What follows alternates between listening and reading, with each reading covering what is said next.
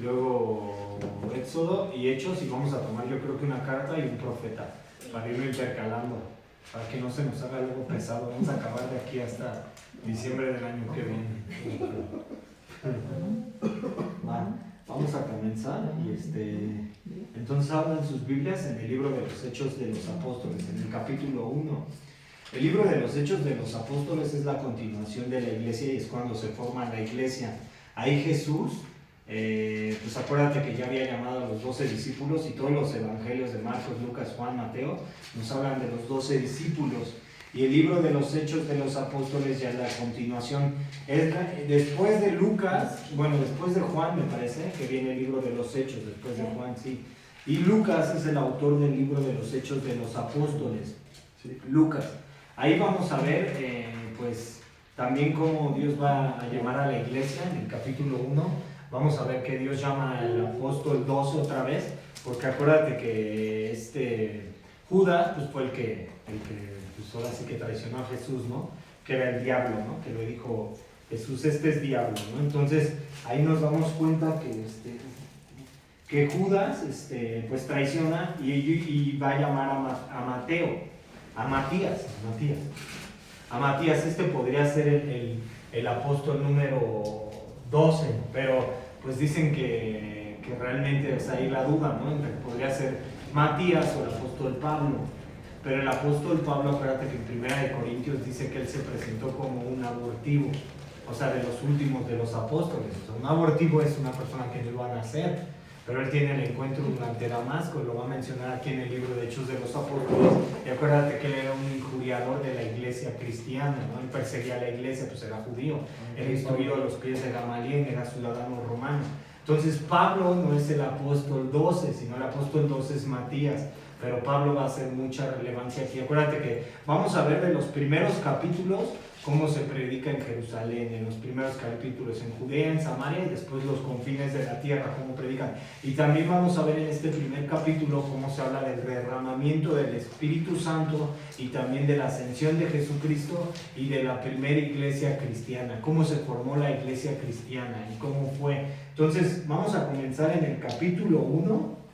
Y el verso 1 primero. Vamos a leer el verso 1, permítanme. El verso 1 y dice así, entonces comenzamos. Verso 1. Fíjate, él dice, la promesa del bautismo en el Espíritu. Aquí es la promesa del bautismo en el Espíritu. Hechos 1, el verso 1. Dice, en el primer tratado, oh Teófilo, hablé acerca de todas las cosas que Jesús comenzó a enseñar a hacer y enseñar. Entonces, en el primer tratado, ¿cuál es el primer tratado? Acuérdate que Lucas va a ser el escritor del libro de los Hechos de los Apóstoles, era un doctor. Pablo así lo menciona en varios lugares, como en Filemón 1:24, ahí lo menciona que es un doctor. Lucas era un doctor.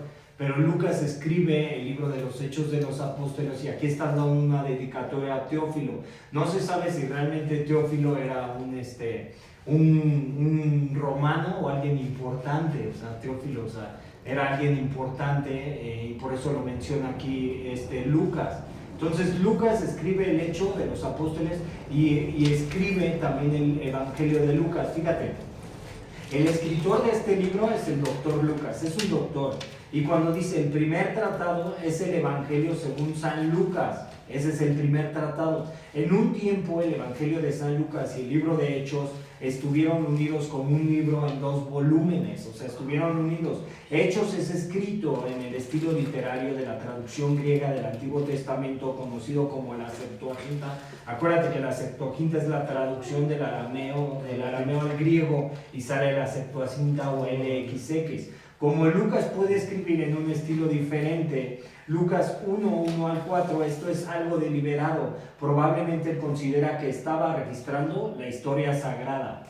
Y a mediados de los 60 a.C., Sherwin White, un experto de la historia grecorromana de Oxford, escribió esto sobre Hechos. La estructura histórica es exacta. en términos de tiempo, lugar y los detalles son precisos y correctos. Como documentos, estos narrativos pertenecen a la misma serie histórica que el registro de juicios provinciales e imperiales de fuentes epigráficas y literarias del primero y segundo siglo después de Cristo. Por hechos, la confirmación de la historicidad es sobrecogedor.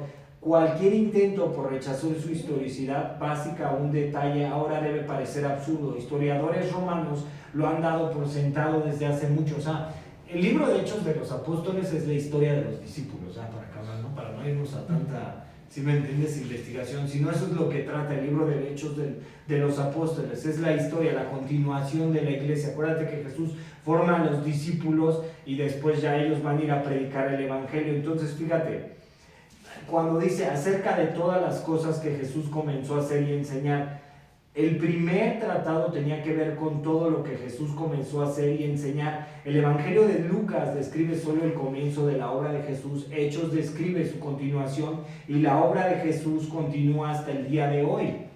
Vamos a orar. Señor, te damos gracias, mi Dios, por este tiempo, Señor, y te pedimos, Señor, que tú nos hables a nuestros corazones, Señor, y ayúdanos, Señor, y quita todo estorbo, Señor, para entender tu palabra, para ponerla por obra, Señor, y que tú seas, mi Dios, y danos entendimiento, Señor, y que pues tú nos ayudes, Señor, a entender tu palabra, Señor, que este libro, Señor, también pertenece, Señor, y es historia para nosotros, Señor.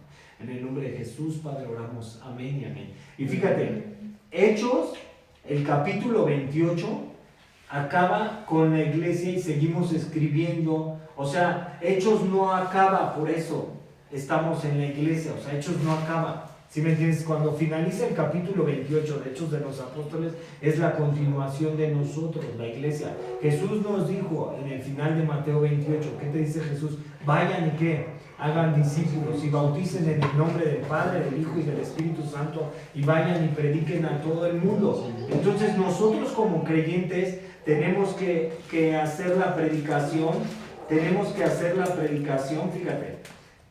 hacer la predicación del Evangelio y por eso está escrito en Hechos de los Apóstoles. O sea, seguimos escribiendo.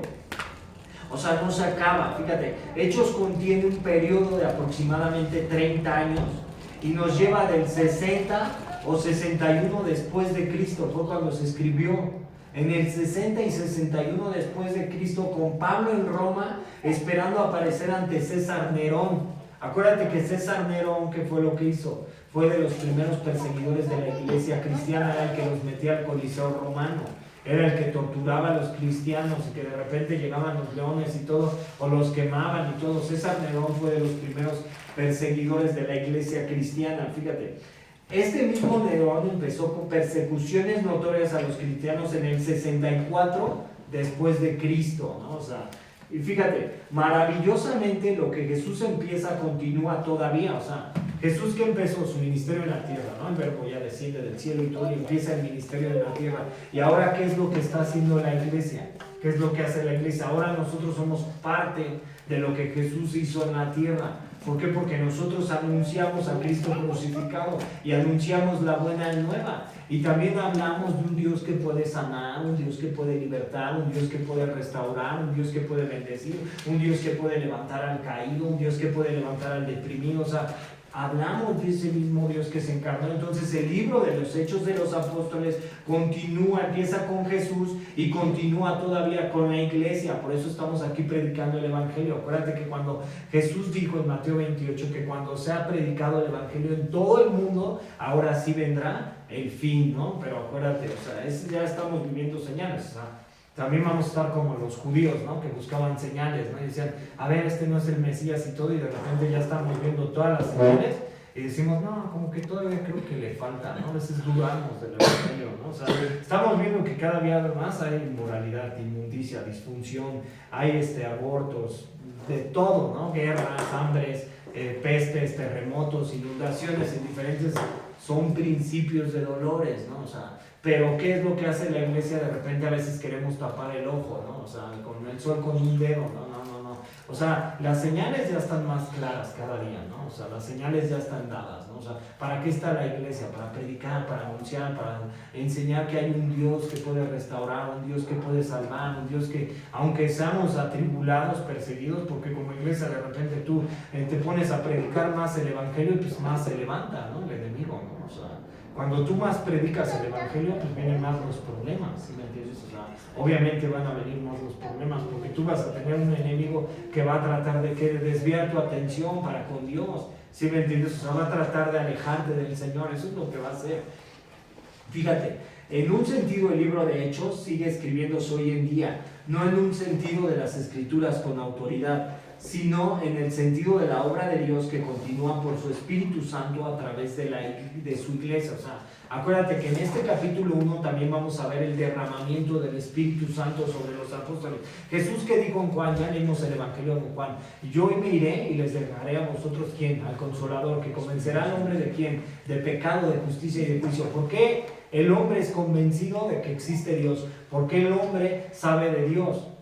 ¿Por qué? Porque el Espíritu Santo es quien convence. Acuérdate que Pablo dice en los Efesios, en el capítulo 2, que antes estábamos muertos en nuestros delitos y pecados, pero Dios en su grande amor, en su grande misericordia, nos hizo nacer en vida nueva. ¿Quién te convenció? ¿Quién te llevó a los pies de Cristo? ¿Quién te convenció de que Jesús es Dios? El Espíritu Santo. Entonces, por eso el Espíritu Santo es dado a los apóstoles. Fíjate, y a la iglesia. Ahora, fíjate, el verso 2 y 3, ve lo que dice, el verso 2 y 3. Dice, hasta el día en que fue recibido arriba después de haber dado mandamientos por el Espíritu Santo a los apóstoles que había escogido. ¿Quién les dio el mandamiento? Jesús, a quienes también después de haber padecido se presentó vivo con muchas pruebas indubitables, apareciéndose durante 40 días y hablándoles acerca del reino de Dios. ¿Qué fue lo que hizo Jesús después de su ascensión y después de la resurrección? ¿Qué fue lo que hizo después de la resurrección? Les daba conocimiento durante 40 días a la iglesia de qué es lo que había hecho y cómo resucitó y qué era lo que tenía que hacer la iglesia. Entonces, Él los instruía, desde antes los instruyó. Fíjate, la última obra de Jesús antes de su ascensión al cielo son estos versos 2 y 3. Hasta el día que fue recibido arriba, Jesús por el Espíritu Santo dio instrucciones a los apóstoles de qué hacer en su ausencia. Él había dado mandamientos a los apóstoles. O sea, los apóstoles, ¿cómo fueron dirigidos?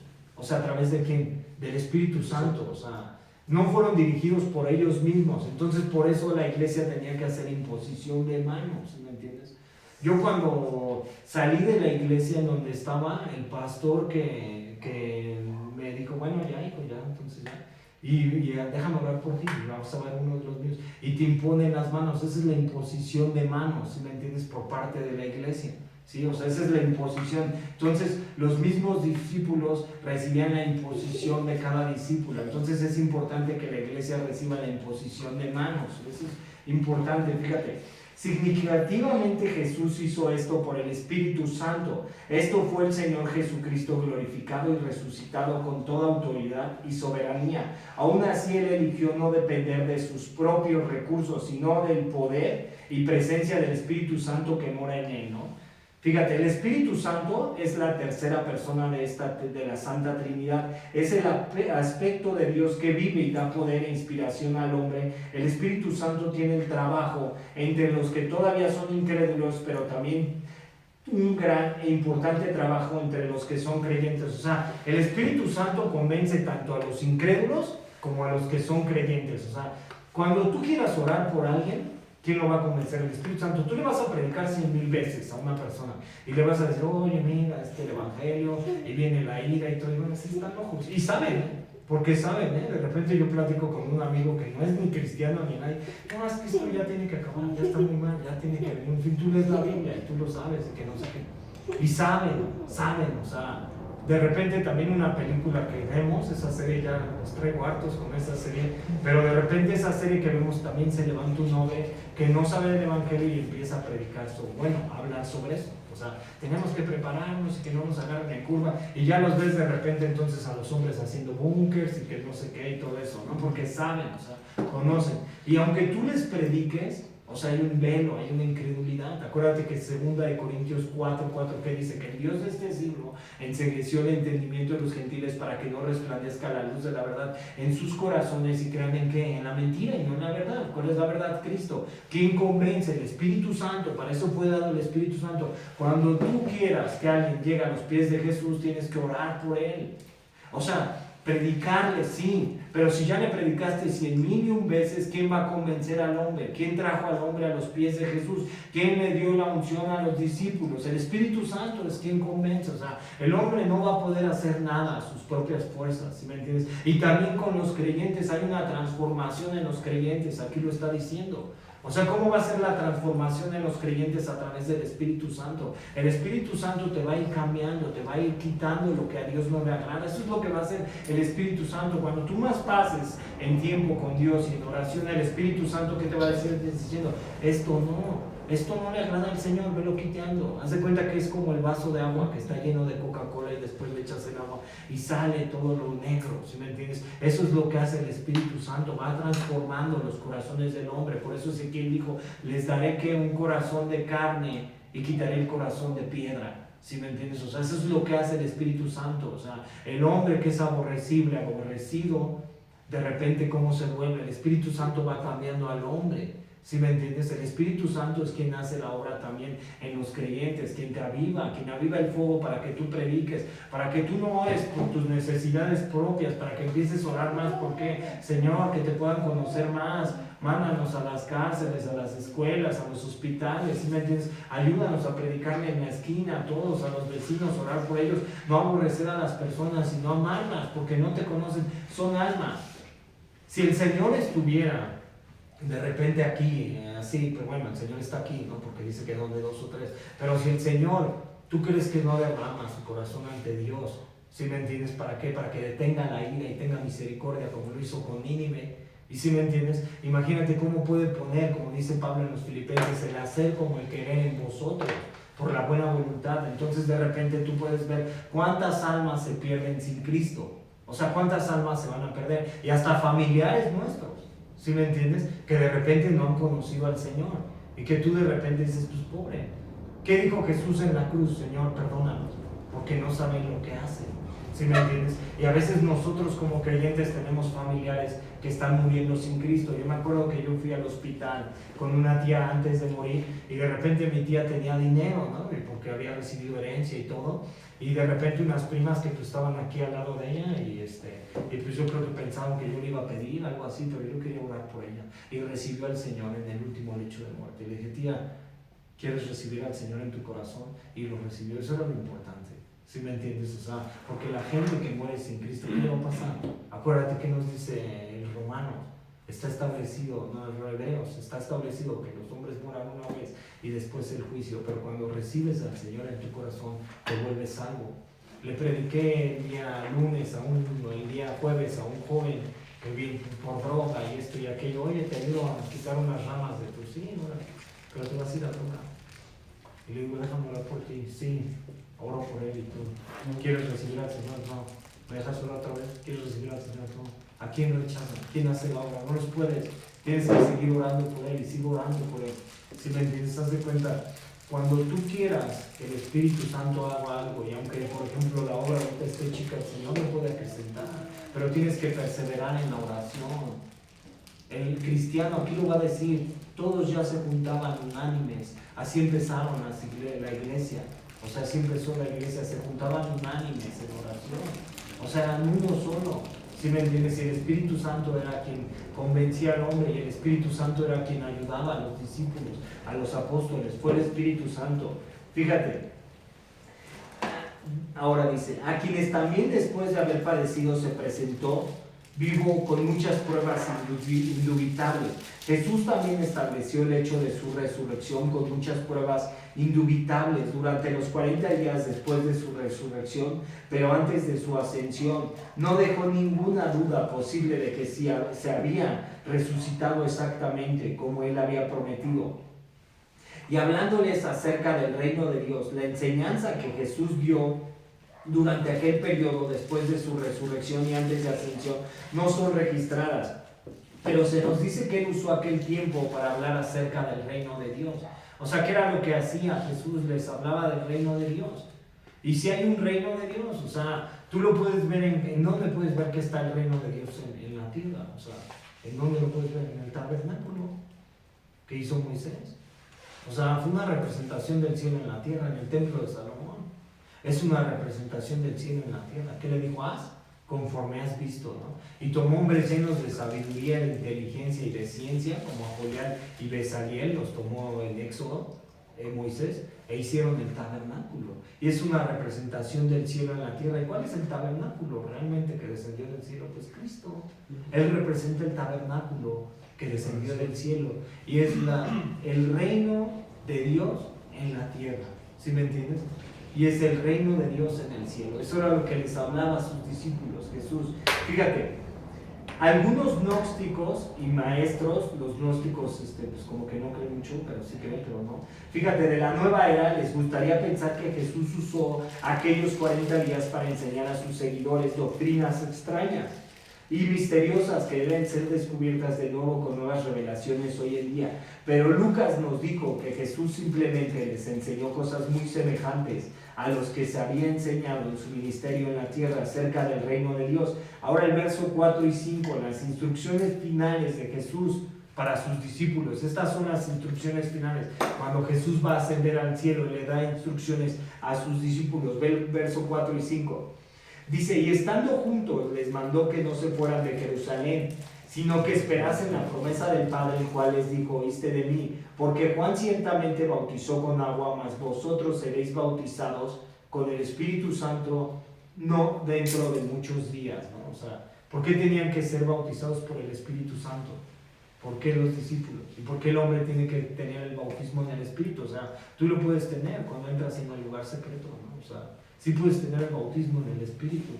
¿Y por qué tuvieron que ser bautizados por el Espíritu Santo? Para dar testimonio. ¿Por qué tú das testimonio a veces de Jesús? ¿Sí me entiendes? Porque hay un bautismo, o sea, no solamente la inmersión en agua, sino el bautismo en el Espíritu y no solamente hablar en lenguas, ¿no? O sea, que es un don, ¿no? O sea, ¿sí me entiendes? Pero el Espíritu Santo es el que da testimonio de Jesucristo en la tierra, porque estás convencido. O sea, ellos tuvieron que recibir al Espíritu Santo para ir a predicar a donde, a Judea, a Samaria y a los confines de la tierra. Por eso está el Espíritu Santo y por eso está la iglesia y tiene que ser bautizada a través del Espíritu Santo para dar testimonio de lo que hizo Jesús. Entonces tú ya vas a la verdulería y vas y le predicas al de la verdulería y vas y le predicas al de la gasolinería y vas y le predicas a porque el Espíritu Santo es quien está dando testimonio. Y ahora sí que si te quieren oír, pues tendrán oídos para oír, ¿no? Y si no te quieren oír, ¿a quién rechazan? A Cristo. O sea, pero por eso la iglesia predica el Evangelio. Fíjate, les mandó que no se fueran de Jerusalén. Jesús no tenía nada que hacer para los discípulos más que esperar la venida del Espíritu Santo, la promesa del Padre. Jesús sabía que ellos realmente no podían hacer nada efectivo para el reino de Dios hasta que viniera el Espíritu Santo. O sea, los discípulos no podían hacer nada efectivo hasta que el Espíritu Santo venga sobre ellos. ¿Y cómo se manifiestan los dones del Espíritu en las iglesias? ¿A través de quién? Que lo dice 1 Corintios 12 y Efesios. ¿Cómo se manifiestan? A través del Espíritu Santo. O sea, hay una imposición de manos y de repente tú ves ya de repente como en el libro de los Hechos que vamos a ver que de repente Pedro está en el pórtico de Salomón y sana a un paralítico y empieza a brincar. ¿Sí me entiendes? ¿Quién lo sanó? El mismo Espíritu. Se llaman energemas, o sea, vienen del griego energía, ¿sí? Y entonces hay la imposición y se sana. Entonces tú ves un pastor que de repente, a ver, déjame orar por ti, y es el Espíritu quien hace sanidades, es el Espíritu quien hace milagros, es el Espíritu quien liberta a los demonios, ¿me entiendes? Es el Espíritu de Dios. O sea, es quien hace las cosas. O sea, el hombre no puede hacer nada. Entonces no podemos decir, oye, la cruzada de evangelismo, y viene el pastor que, el apóstol, ¿no? Aparte apóstol, ¿no? Que el último apóstol, pues ya vino desde hace mucho, ¿no? O sea, el apóstol de Dios, ¿no? Y viene y el apóstol y va a hacer la sanidad de todos los hermanos, me acuerdo que se agrupaban, ¿no? ¿Y quién era quien daba la sanidad? ¿Quién es quien da la sanidad? Pues Dios. ¿Sí me entiendes? O sea, es el único que puede dar sanidad a través del Espíritu Santo. O sea, por eso fue dado el Espíritu Santo, para hacer sanidades, para hacer milagros, para convencer al hombre. Fíjate, ahora dice, fíjate, mandó la promesa del Padre bautizando con el Espíritu Santo. Este es otro ejemplo de la Trinidad, que hay un solo Dios en tres personas. Acuérdate que los tres son uno. ¿Por qué? Tienen los mismos atributos, cualidades y divinidad. Es una persona. O sea, el Espíritu es una persona, no es una fuerza activa. El Hijo es una persona y el Padre es una persona, y los tres son uno, porque tienen los mismos atributos, cualidades y divinidad. Acuérdate cómo se presenta Jesús en el desierto, el yo soy. ¿Y cómo se presenta? Yo soy. Y es la misma persona. Y el Espíritu Santo es la misma persona. O sea, los tres son uno. Para que fíjate, que hay un solo Dios en tres personas. Es tejido en la tela del Nuevo Testamento. Aquí vemos que Jesús habló de la promesa del Padre, que es el advenimiento del Espíritu Santo. O sea, esa es la promesa del Padre, que iba a venir el Espíritu Santo sobre la iglesia, y vino sobre la iglesia, y sigue sobre la iglesia. O sea, el Espíritu Santo está presente en nuestras vidas. Eso es lo que hace el Espíritu Santo. Fíjate, es significativamente que este advenimiento y llenura y empoderamiento del Espíritu Santo es llamado la promesa del Padre. Vosotros seréis bautizados. La idea de ser bautizado es ser sumergido o cubiertos completamente en algo. Aún como Juan bautizó en agua, así estos discípulos serían sumergidos en el Espíritu Santo. O sea, eso es cuando tú eres bautizado en el Espíritu, ¿sí me entiendes? Cuando tú entras en el lugar secreto. Acuérdate que Jesús dijo en Lucas 11, ¿qué dijo? Si un hijo tiene un padre y le pide una piedra, le pide un pan, no le va a dar una piedra. Si le pide un pescado, no le dará una serpiente. ¿Cuánto más nosotros, siendo malos hijos, si le pedimos a Dios el Espíritu Santo, nos lo dará? Entonces, todo creyente, acuérdate que cuando tú recibes al Señor, ahora el Espíritu Santo ya está dentro de ti, ¿no? O sea, porque ¿qué dice Efesios? No contristéis al Espíritu Santo, por el cual fuiste sellado con las arras para el día de la redención. Desde que tú recibes al Señor, el Espíritu Santo siempre va a estar aquí de lado y te va a convencer de pecado, de justicia y de juicio, y te va a decir, oye, es que hay Dios y no hagas esto. Y yo me acuerdo cuando me emborrachaba y tomaba y me drogaba y me sentía bien mal. ¿Y quién era que me estaba convenciendo? Y cuando yo estaba a punto del suicidio me sentía mal y le dije a Dios, ¿no? O sea, en mi creencia, ¿no? Porque había imágenes en mi casa, oye, ayúdame, ¿no? Y de repente pues empecé a llegar a la iglesia cristiana y me empecé a rodear de cristianos, ¿no? O sea, me empezaron a predicar la palabra, ¿no? ¿Y quién era? El Espíritu Santo de repente te está convenciendo aquí de pecado, de justicia y de juicio al hombre. Y cuando el Espíritu Santo, cuando tú recibes al Señor, la oración de profesión de fe que profesamos todos los creyentes, Romanos 10:9, el Espíritu Santo entra dentro de ti. Y por eso ahora Pablo dice, no contristéis al Espíritu Santo con el cual fuiste sellado para el día de la redención. Eso es lo que hace el Espíritu, ya está dentro de nosotros. Y si lo pedimos, y tenemos que ser bautizados, fíjate, dentro de no muchos días. Sabían que la promesa del Padre vendría, pero no inmediatamente, serían unos días, pero no muchos días. Jesús tenía un propósito en no decirles exactamente cuándo vendría. Ahora el verso 6 nos va a hablar de los discípulos, hacen una última pregunta a Jesús antes de su ascensión. Fíjate, el verso 6 nos dice, esta es la ascensión. Dice, entonces los que se habían reunido le preguntaron diciendo, Señor, ¿restaurarás el reino a Israel en este tiempo? O sea, ¿qué era lo que le estaban preguntando los discípulos? ¿Qué es lo que dice Jeremías? ¿Qué es lo que dice Ezequiel? Acuérdate que del valle de huesos secos levantará de esos huesos y restaurará, porque va a restaurar el reino de Israel. Pero a ellos no les debería de interesar ni el tiempo ni las sazones. ¿Sí me entiendes? O sea, el tiempo tenía que ser de Dios. O sea, sí va a haber una restauración de Israel. O sea, va a haber una restauración. Jeremías lo va a decir, ahorita lo vamos a leer. Fíjate, todos o la mayoría de los profetas hablan de la restauración de Israel. Ezequiel, Isaías, Josué, Joel también habla de la restauración de Israel. Si tú lees, todos los profetas en la Biblia van a hablar de la restauración de Israel. Pero ¿qué era lo que le preguntaban los discípulos a Jesús? Vas a restaurar, fíjate, restaurarás el reino de Israel en este tiempo. Fíjate, y dice, Señor, restaurarás el reino.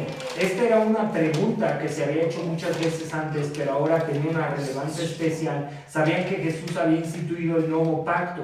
En Lucas 22:20 lo dice. También sabían que la restauración del reino de Israel formaba parte del nuevo pacto.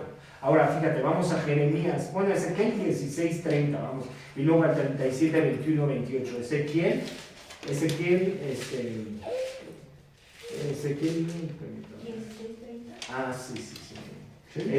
36, 16 al 30. Ezequiel, vamos todos a Ezequiel, fíjate. ¿36 qué? 16. Y todos los profetas, o sea, es interesante que tú leas todos los profetas, porque todos los profetas, o la mayoría de los profetas, te van a hablar de la restauración de Israel, ¿no? O sea, Zacarías, Malaquías, Joel, todos los profetas. Fíjate, Ezequiel 36, 16 al 30, fíjate. Dice así, dice: vino a mí palabra de Jehová diciendo: hijo de hombre, mientras la casa de Israel moraba en su tierra, la contaminó con sus caminos y con sus obras, como inmundicia de menstruosa fue su camino delante de mí. Y ya hemos visto qué es lo que ha pasado en el Éxodo, qué es lo que ha pasado. Bueno, si lo has leído, ¿no? Has visto lo que ha pasado, o sea, con Israel, con los reyes y todo, lo hemos visto. Y derramé mi ira sobre ellos por la sangre que derramaron sobre la tierra, porque con sus ídolos la contaminaron. Les esparcí por las naciones, y tuve a los judíos hoy en día, y fueron dispersados por las tierras, conforme a sus caminos y conforme a sus obras les juzgué. Y cuando llegaron a las naciones a donde fueron profanados mi santo nombre, diciendo de ellos: estos son pueblo de Jehová, y de la tierra de él han salido, pero he tenido dolor al ver mi santo nombre profanado por la casa de Israel entre las naciones a donde fueron.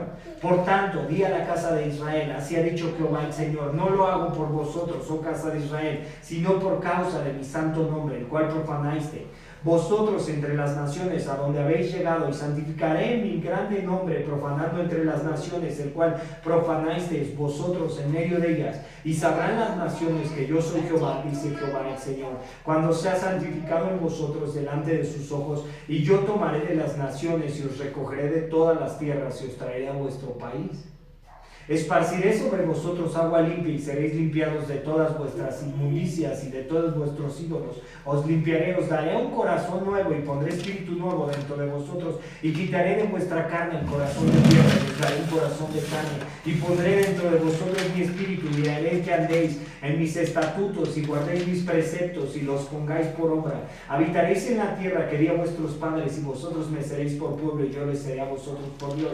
Y os guardaré de todas vuestras inmundicias, y llamaré al trigo, y lo multiplicaré, y no os daré hambre, y multiplicaré asimismo el fruto de los árboles y el fruto de los campos, para que nunca más recibas oprobio de hambre entre las naciones. O sea, acuérdate que en Deuteronomio 28, Moisés, y en Levítico 18 te les dice: habrá una consecuencia de la desobediencia, ¿no? Si no escucharas la voz de Jehová. Y en una de las consecuencias que les dijo: los esparciré entre todas las tierras, y serán oprobio durante todas las naciones, ¿no? Y que tú veas a los judíos no ganan, ¿no? O sea, tú lo puedes ver. ¿Y qué es lo que va a hacer Dios en el final de los tiempos y cuando restaure? Acuérdate que en Apocalipsis 12, cuando la mujer y el dragón, la mujer va a representar a la nación de Israel, y cuando tengan el llamado de Dios, Dios se les va a revelar a través del Hijo y van a creer. Y ahorita entonces tú ves a los judíos ortodoxos en Jerusalén, y ¿qué están haciendo? Están en el muro de los lamentos diciendo: ya ven, Hashem, Hashem, Hashem, ya ven, ya ven. ¿Sí me entiendes por qué? Porque sí esperan. ¿Sí me entiendes? Acuérdate que Dios llamó a la nación de Israel y lo llamó pueblo santo, pueblo elegido, ¿sí? Y lo llama desde Abraham. Y lo llama la nación de Israel, pero tiene que haber una restauración. Entonces por eso sus discípulos le preguntan a Jesús: ¿restaurarás la nación de Israel ahora o será en otro tiempo? Pero tiene que haber todavía un tiempo. Acuérdate que la Biblia es paciente, ¿sí me entiendes?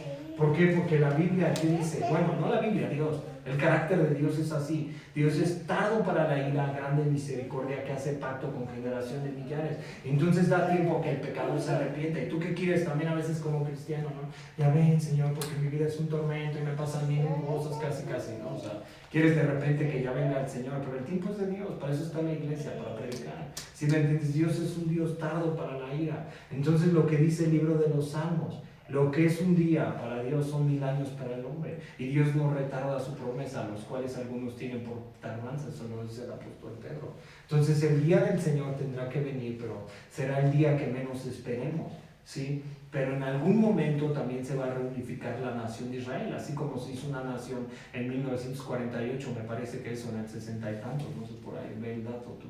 Pero la nación de Israel se instituyó como nación y tomó Palestina. Entonces ahora los palestinos, ¿qué tratan de hacer? Hacer guerra en contra de Israel. Y todos los de Irán y todos los hijos de Saúl, de Ismael, si me entiendes, porque ya le hemos leído, ¿qué tratan de hacer? Hacer guerra en contra de Israel. Y se va a cumplir en algún momento de la historia. Fíjate, Jeremías 23, 1 a 8. Ve lo que nos dice Jeremías 23. Jeremías 23, 1 a 8. Nos dice así: ay de los pastores que destruyen y dispersan las ovejas de mi rebaño, dice Jehová. ¿Y quién eran estos pastores? Pues los sacerdotes. ¿Qué hacían? Hacían que el pueblo se contaminara, los reyes. Fíjate, el verso 2, por tanto así ha dicho Jehová, Dios de Israel, a los pastores que apacientan mi pueblo, vosotros dispersáis de mis ovejas y las espantaste y no las habéis cuidado. He aquí que yo castigo de la maldad de vuestras obras, dice Jehová, y yo mismo recogeré el remanente de mis ovejas de todas las tierras a donde la eché, y las haré volver a sus moradas y crecerán y se multiplicarán, y pondré sobre ellas pastores que las apacienten y no temerán más, ni se amedrentarán, ni serán menoscabadas, dice Jehová. He aquí que vienen días, dice Jehová, en que levantaré a David, renovo justo, y reinará como rey, el cual será dichoso y hará juicio y justicia en la tierra. ¿Y quién es este David que va a levantar Dios? Pues Jesús. En sus días será salvo Judá e Israel. Habitará confiado y estará, y este será su nombre, con el cual le llamarán Jehová justicia nuestra. Por tanto, he aquí vienen días, dice Jehová, en que no dirán más, vive Jehová, que hizo subir a los hijos de Israel de la tierra de Egipto, sino vive Jehová, que hizo subir y trajo la descendencia de la casa de Israel, de tierra del norte y de todas las tierras, a donde yo los había echado, y habitarán en su tierra. ¿Y qué te dice Pablo en Romanos 11? El remanente, ¿no? ¿Qué te dice? ¿Ha desechado Dios a Israel? En ninguna manera. Dios no ha desechado a Israel. Pero Israel desechó a Dios y tiene que en algún tiempo otra vez ser tocado por Dios. Y en ese momento será la restauración. Dios nunca va a quitar su promesa de Israel. Nunca Dios no es un hombre para que mienta. O sea, nunca los va a desechar. Ni a su iglesia, cuando estamos pródigos, de repente, nunca desecha. El que lo desecha a Dios es el hombre. A veces lo desechamos nosotros. Fíjate. Ahora dice, sigamos en el verso 6 de Hechos, fíjate. De hecho, era razonable que ellos se preguntaran cuándo el resto del nuevo pacto sería cumplido. Acuérdate que Hebreos 7 dice que Jesús es mediador de ¿qué? De un nuevo pacto. O sea, ese es Jesús va a ser el mediador de un nuevo pacto. Lo lees en Hebreos 7 y Hebreos 8. Es el nuevo pacto, porque el viejo pacto fue abrogado. El pacto de Dios con Israel había sido la circuncisión, había sido en el Sinaí. Ahora el nuevo pacto es Jesucristo, a través de la sangre nos reconcilia. La respuesta de Jesús en los versículos que siguen indica que Él no los regañó, ni siquiera los corrigió por haber hecho la pregunta. Sencillamente les dijo que no era para ellos saber la respuesta. O sea, no es para nadie saber la respuesta. ¿Quién tiene el tiempo de la ira? ¿Quién sabe cuándo va a venir la ira? Ni los ángeles, ni el Hijo, solamente Dios. ¿Sí me entiendes? O sea, solamente Él sabe el tiempo. Él es la restauración. La ira es la ira santa. Por eso entonces Ezequiel nos dice que limpiará sus corazones y sus inmundicias. Acuérdate que Israel se contaminó con las demás naciones. Fue lo que hizo desde el libro de los jueces, desde antes, ¿no? O sea, desde los jueces, ¿no? Por eso Dios levantó reyes y por eso levantaba jueces. Porque cuando les dio Canaán, se empezaron a contaminar con las demás naciones y profanaron también con los reyes y todo. Ahora del verso 7 al 8, fíjate, la enseñanza final de Jesús y su última promesa antes de su ascensión. Y les dijo, no os toca a vosotros saber los tiempos y las sazones que el Padre puso en una sola potestad, pero recibiréis poder cuando haya venido sobre vosotros el Espíritu Santo, y me seréis testigo en Jerusalén, en toda Judea, en Samaria y hasta lo último de la tierra. ¿Por qué los discípulos predicaban el Evangelio? ¿Por qué el creyente predica el Evangelio? Porque hay poder en el Espíritu Santo y es quien te hace que tú prediques el Evangelio. Es quien te habla y te dice, ve y habla de esa persona, ve y habla de aquel. Y entonces tú estás predicando el Evangelio porque el Espíritu Santo está dentro de ti. Tú vas a dar testimonio de lo que hizo Jesús en tu vida y de lo que ha hecho, ¿sí? O sea, es el mismo Espíritu quien está avivando en ti el fuego. Fíjate, no os toca a vosotros saber. Jesús advirtió a los discípulos contra inquirir de los aspectos de la hora del reino de Dios, porque esas cosas pertenecen solamente al Dios Padre, que el Padre puso en una sola potestad. Dice, el Jesús resucitado ascendió otra vez, mostró su sumisión al Padre. Su sumisión al Padre no era algo temporal, sino eterno. Y cuando dice, y me seréis testigos, el resultado natural de recibir este poder prometido sería que ellos se volverían testigos de Jesús sobre la tierra. Fíjate, nota que realmente no era un mandato, era una sencilla declaración de un hecho. Cuando haya venido sobre vosotros el Espíritu Santo y me seréis testigos, la palabra seréis está en el tiempo indicativo, no en el imperativo. Jesús nos recomendó que se convirtieran en testigos y dijo, seréis testigos. ¿Sale? Y fíjate, Hechos 1:7 describe el Evangelio en Jerusalén. Hechos 8:12 habla del Evangelio en Judea y Samaria. Y Hechos 13:28 cuenta del Evangelio yendo hasta el último de la tierra. O sea, así vas a dividir los capítulos de Hechos. Del Hechos 1-7 describe el Evangelio en Jerusalén. Hechos 8-12 en Judea y Samaria. Y Hechos 13-28 en el resto de la tierra. Entonces vas a ver al apóstol Pablo predicando en donde, en los Efesos, en Tesalónica, en Gálatas, en Filipos, en todo lo que de repente ves las cartas de Pablo. Ahí está predicando Pablo, ahí está dando testimonio en el libro de los Hechos. Después salen las cartas del apóstol Pablo, ¿sí? O sea, ahí te das cuenta que Pablo, ungido por el Espíritu Santo, es el apóstol 13 que se presenta como un abortivo y es el que predica también el Evangelio al resto de la tierra.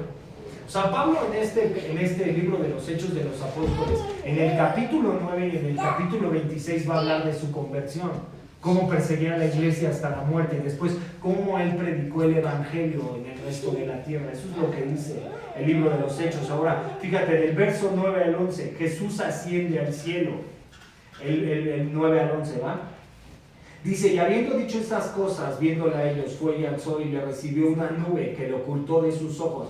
Y estando ellos con los ojos puestos en el cielo, entre tanto que él se iba, he aquí se pusieron junto a ellos dos varones con vestiduras blancas, los cuales también les dijeron, varones galileos, ¿por qué estáis mirando al cielo? Este mismo Jesús que ha sido tomado de vosotros al cielo, así vendrá como le habéis visto ir al cielo. O sea, el mismo Jesús así vendrá, si me entiendes, como fue alzado al cielo. O sea, los discípulos pensaban, dicen, ¿quiénes son estos? Los discípulos decían, tal vez estos son Moisés y Elías, pero eran dos ángeles que solamente estaban diciéndole a los demás varones, ¿no? Que este era Jesús. Fíjate, cuando dice, fue alzado y lo recibió una nube que le fue oculto de sus ojos. Jesús fue llevado mientras lo bendecía, Lucas 24:50, mientras lentamente desaparecía en el cielo, rodeaba por una nube, ellos seguían viendo hacia arriba. La nube que le recibió sugiere la nube de la gloria, la llamada Shekinah. La Shekinah es cuando el pueblo de Israel va pasando en Egipto y son bautizados con la nube. Entonces por eso dice Pablo en Corintios que ellos también fueron bautizados debajo de la nube. O sea, esa es la Shekinah y fue la que ascendió en el cielo, que es asociado con la presencia de Dios en el Antiguo y en el Nuevo Testamento. Y dice, viéndolo a ellos fue alzado. Era importante para Jesús dejar sus discípulos de esta manera en teoría. Seguramente podía haber sido simplemente desvanecido al cielo y la presencia del Padre de una manera secreta, pero por ascender de esta manera Jesús quiso que sus seguidores supieran que se había ido para no regresar, ya en contraste a la manera en que apareció y reapareció durante los 40 días después de su resurrección. O sea, Jesús tenía que ir a la ascensión, tenía que presentarse al Padre. Entonces por eso también ves que les dijo, no me toquen a sus discípulos, porque todavía no era tiempo, o sea, todavía no había subido al cielo. Pero ya cuando sube al cielo, pues ya está con el Padre. Fíjate, así que vendrá como le habéis visto ir al cielo. O sea, en cualquier momento, también la Biblia aquí nos dice, ¿no?, que el mismo Señor vendrá con voz de arcángel, con trompeta de ángel, primero a levantar a los muertos en Cristo y después por su iglesia. ¿Y cómo debe de estar la iglesia? ¿Qué te dice Mateo 25? Hay 10 vírgenes, 5 sensatas y 5 insensatas. Las sensatas tienen el almud, el candelabro prendido. O sea, ¿qué significa esto? El cristiano debe estar en oración, debe de estar buscando a Dios, debe de estar primero en el reino de Dios antes que todo, antes que todas las cosas. O sea, si tienes que dejar a veces un poco tu trabajo por buscar a Dios, lo vas a tener que dejar. Si tienes que dejar cosas que te gustan por buscar al Señor, lo vas a tener que dejar. En el cristiano, en primer lugar, debe de estar Dios antes que todo, ¿sí? O sea, eso debe de ser nosotros para Cristo, porque en cualquier momento el Señor puede venir. Así se representan estas 5 vírgenes, 5 sensatas y 5 insensatas. Las insensatas se quedaron dormidas y cuando vino el novio no entraron. Así será la venida del Hijo del Hombre, en cualquier momento, en un abrir y cerrar de ojos.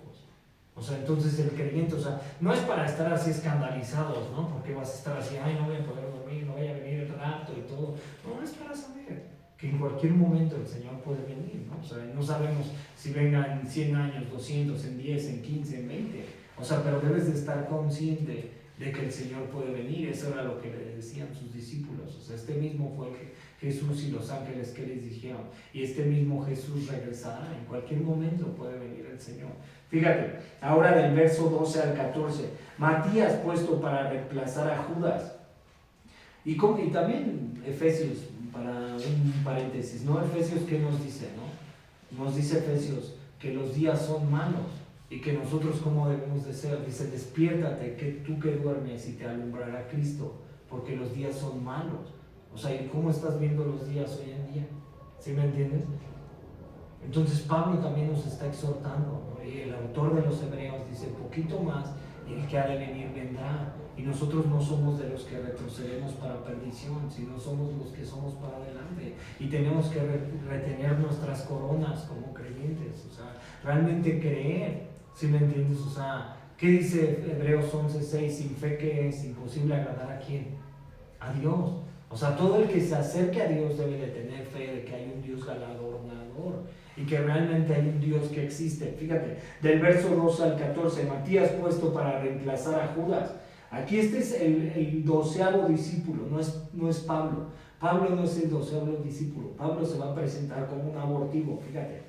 Del verso 12 al 14. Entonces volvieron a Jerusalén desde el monte que se llama de Olivar, el cual está cerca de Jerusalén, camino de un día de reposo, y entrados subieron al aposento alto, donde moraban Pedro y Jacobo, Juan, ahí era donde se juntaban, Andrés, Felipe, Tomás, Bartolomé, Mateo, Jacobo, hijo de Alfeo, Simón el celote y Judas, hermano de Jacobo. Todos estos perseveraban unánimes en oración y ruego con las mujeres y con María, la madre de Jesús, y con sus hermanos. O sea, ¿qué era lo que hacían los discípulos? ¿Por qué te tienes que juntar en oración con hermanos? ¿Qué te dice la Biblia? Y si 2 o 3 se pusieran de acuerdo en mi nombre en la tierra conforme a mi voluntad, les será hecho. ¿Por qué la iglesia tiene que hacer oración antes de? ¿O por qué la iglesia tiene que juntarse a orar? ¿Cómo perseveraban los discípulos? Aquí nos está enseñando la doctrina de los discípulos y la doctrina de Jesús. La iglesia se necesita juntar a orar. ¿Sí me entiendes? O sea, perseveraban unánimes en oración y ruego. O sea, ¿qué es un ruego? O sea, realmente una oración no es una oración. Hay oraciones cortas, ¿no? Pero de repente hay oraciones donde, o sea, rogaban, ¿no? O sea, al Señor, ¿sí me entiendes? Unánimes, en uno solo, ¿sí me entiendes? Por eso las iglesias se juntan a orar. Por eso entre hermanos te debes de juntar a orar, entre familia, entre esposas, entre hijos, ¿sí me entiendes? Tiene que haber oración. ¿Por qué? Porque también la lucha no es contra sangre y carne. O sea, tú tienes que orar en todo tiempo y en todo momento y perseverar en oración. Fíjate, cuando dice volvieron a Jerusalén, esta era una obediencia notable. Jesús les dijo, regresaran a Jerusalén y esperaran la venida del Espíritu Santo. Hechos 1:4. Y eso exactamente lo hicieron, no se olvidaron del sermón justo después de escucharlo, y de hecho hicieron lo que Jesús les mandó, aunque él ya no estaba físicamente presente con ellos. Fíjate, y dice, todos perseveraban unánimes en oración y ruego. Esta era una oración notable, todos oraban y perseveraban en oración y ruego. La idea de ruego lleva a un sentido de desesperación y sinceridad en oración. ¿Y qué es lo que quiere Dios cada vez que haya una oración? Un corazón sincero, un corazón contrito, ¿no? Y que realmente tú ores, o sea, con fe. Acuérdate que la Biblia dice en Santiago que Elías era un hombre sujeto a sus pasiones, pero oró fervientemente para que hubiera lluvia en la tierra. Tenemos que perseverar en oración. ¿Cuántas veces tú de repente Dios no cumple? A lo mejor tú estás orando por una persona y tú no la ves que llega a los pies del Señor, o de repente no te están saliendo las cosas en Cristo, o sea, no estoy hablando secularmente, y tú de repente te desanimas y dices, no, yo voy a dejar de orar. No, tienes que perseverar en la oración. ¿Sí me entiendes? Va a haber un enemigo que se va a levantar también el mundo, la carne. ¿Sí me entiendes? Tienes que perseverar en oración, no desistas de la oración.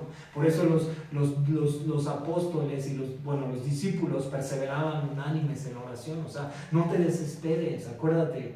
La oración, lo he dicho muchas veces, la oración de Daniel. Acuérdate que se lo puso el príncipe de Persia y de Grecia durante 21 días.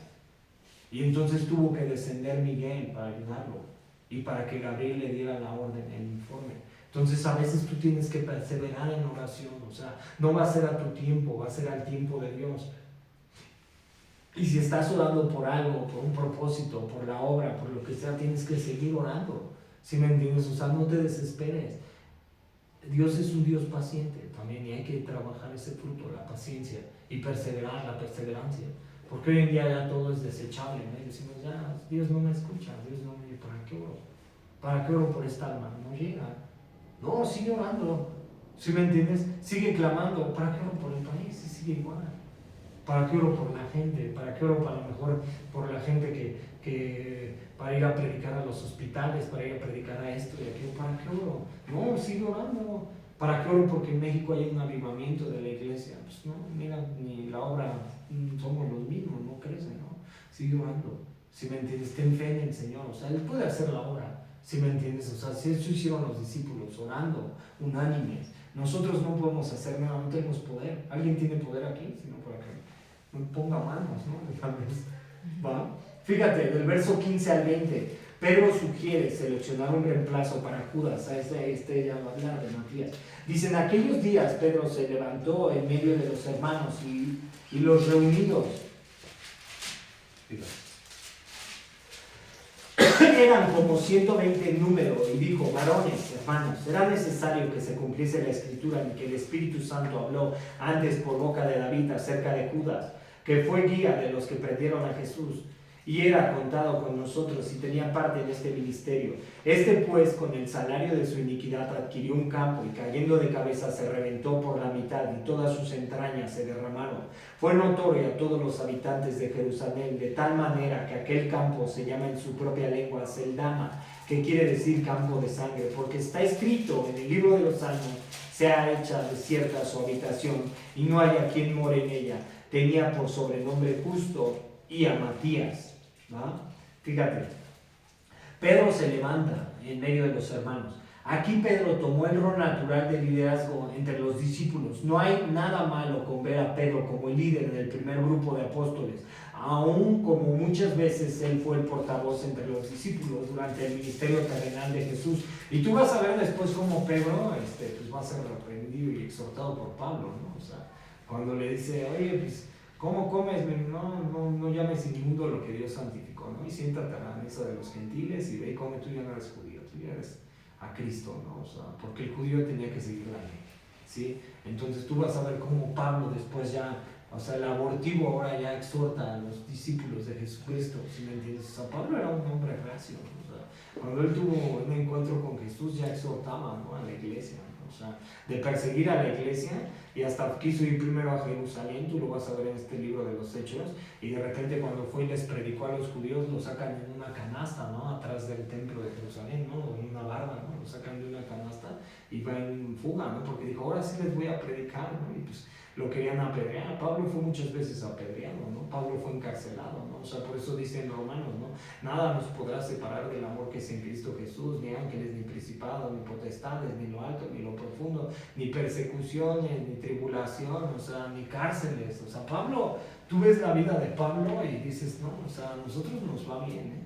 ¿Sí me entiendes? O sea, Pablo fue un hombre que y estuvo en la cárcel en Filipos, y de repente también hubo milagros de Dios, y iba y predicaba a los efesios, y entró a Grecia. O sea, tú lo vas a ver y cómo les predica a los de Atenas, ¿no? O sea, que tenían muchas deidades y todo, y de repente tienen una deidad que dice al Dios no conocido. Pues de este mismo les vengo a hablar, ¿no? O sea, Pablo es un hombre importante de fe, ¿no? Entonces se aparece como un abortivo, no lo están mencionando aquí al principio, pero Pablo va a ser un hombre importante para el evangelio, ¿no? O sea, y no me acuerdo si Pablo dijo que del reino de Dios, de los más pequeños, ¿no? Ahí me parece que fue Pablo el que dijo, no me acuerdo.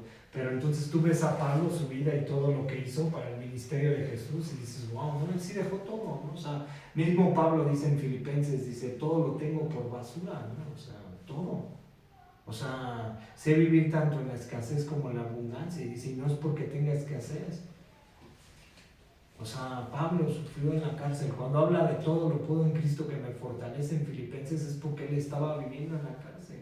¿Sí me entiendes? O sea, muchos dicen, es que toman ese versículo de todo lo puedo en Cristo que me fortalece, ¿no? O sea, lo ha tomado la iglesia para hacer las cosas, ¿no? Realmente Pablo en esa situación que estaba viviendo, él estaba encarcelado. O sea, fíjate, él tomó el lugar de uno, para mí, él tomó el lugar de Nicodemo.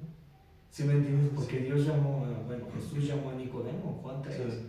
¿Y qué lo hizo? Lo rechazó. Entonces Pablo tiene un encuentro en Damasco, Y lo llama porque pues, era judío raso, instruido a los pies de Gamaliel, ¿no? Alta posición y todo, Pablo, ¿no? O sea, y tiene el encuentro con Jesús y dice, vámonos, o sea, y lo sigue, ¿no? O sea, es algo que debemos de notar, ¿no? También como creyentes. Fíjate, cayendo de cabeza se reventó. La nota histórica de Lucas llama la atención, así como murió Judas. En Mateo 27:5 dice, Judas se ahorcó, pero aparentemente falló al intentar. Se cayó y lo mató el impacto de su caída desde el árbol de sangre, porque está escrito. Pedro, citando de 2 diferentes salmos, mostró por qué Dios quiso que escogiera otro discípulo para oficialmente reemplazar a Jesús. Fíjate, tome otro su oficio. Cuando David fue traicionado, deseó que el traicionero fuera desolado y que otro tomara el oficio del traicionero. No era difícil entender que el hijo de David, Jesús, quien David muchas veces lo prejuzgó, desearía lo mismo. Ahora del 21 al 23, sus requisitos son expuestos y 2 hombres son nominados. Del verso 21 al 23, ¿no? Dice, sí, me pasé tantito, fíjate. Dice, es necesario pues que este hombre que han estado juntos con nosotros todo el tiempo que el Señor Jesús entraba y salía entre nosotros. Matías estuvo ahí entre los discípulos, ¿eh? No creas que fueron y escogieron a otro. Él siempre estaba ahí dentro de los discípulos, bueno, dentro del conjunto, ¿no? De personas que seguía a Jesús. Comenzando desde el bautismo de Juan hasta el día en que de entre nosotros fue recibido arriba, uno se ha hecho testigo con nosotros de su resurrección. Y señalaron a 2, a José llamado Barsabás, que tenía por sobrenombre Justo, y a Matías. Fíjate, dice, han estado juntos con nosotros. El que reemplace a Judas debía ser uno que también había estado con ellos desde que Juan los bautizó, que se haya quedado con ellos durante los días del ministerio terrenal de Jesús y quien haya visto a Jesús resucitado. O sea, ¿quién utilizó Dios? O sea, bueno, a través de los discípulos. Alguien que estaba ahí, ¿sí me entiendes? Que se estaba congregando, que estaba buscando al Señor, quien tenía un anhelo por Dios. O sea, él estaba siempre en el lugar donde estaban los discípulos y buscaba al Señor, ¿sí me entiendes? De ahí tomó a Matías, ¿sí? O sea, no tomó a cualquiera, ¿no? Dijo al azar, ¿no? Y a ver, me sirve, lo voy a ungir, ¿no? Y no, o sea, fue y tomó a alguien, ¿no? O sea, y vas a ver que también en el libro de los Hechos, en el capítulo 6, también, como ya no alcanzaban a predicar, levantó hombres piadosos y varones, como el primer mártir, Esteban. ¿Sí me entiendes? O sea, y levantó porque los discípulos no se podían dedicar a predicar y a la distribución diaria, a darle alimentos a las viudas y a darles de comer y todo. ¿Sí me entiendes? Entonces también levanta hombres. Fíjate, entonces Dios es quien hace la obra. Uno se ha hecho testigo con nosotros de su resurrección. Esto fue el trabajo principal del discípulo que reemplazaría a Judas. Ahora que Jesús había ascendido al cielo, era más importante que nunca tener un testigo de su resurrección.